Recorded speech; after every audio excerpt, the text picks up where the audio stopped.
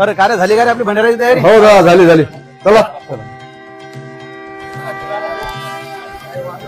हे पहा दादा आपले पुरे बी तयार चालू आहेत आणि भाजी बी तयार झाली. बरं आहे, चांगलं काम आहे. चला चला, मस्त काम झालं गड्या. आता तर आपलं सगळं काम झालं गणपती बाप्पाचं.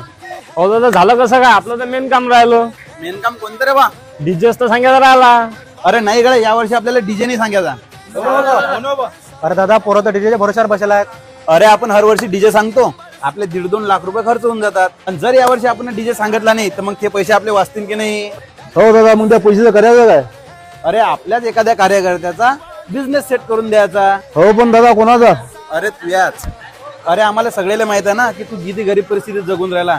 अरे तुला या परिस्थितीतून काढण्याची जबाबदारी आमचीच आहे ना. हो पण दादा हा करीन काय? अरे आपण याला एखादी नाश्त्याची हॉटेल टाकून देऊ ना, आणि हॉटेल चालवायसाठी रोज नाश्ता करायला आम्ही यूज की. अरे धन्यवाद दादा.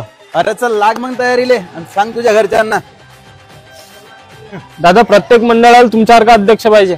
अरे हो, पण तुमची इच्छा आहे ना की मिरवणूक आपली जल्लोषात निघायला पाहिजे. अरे मग आपल्या मंडळाचे बॉक्स आहेत ना, अरे 4 बॉक्स लावू आणि जल्लोषात मिरवणूक काढू. चला.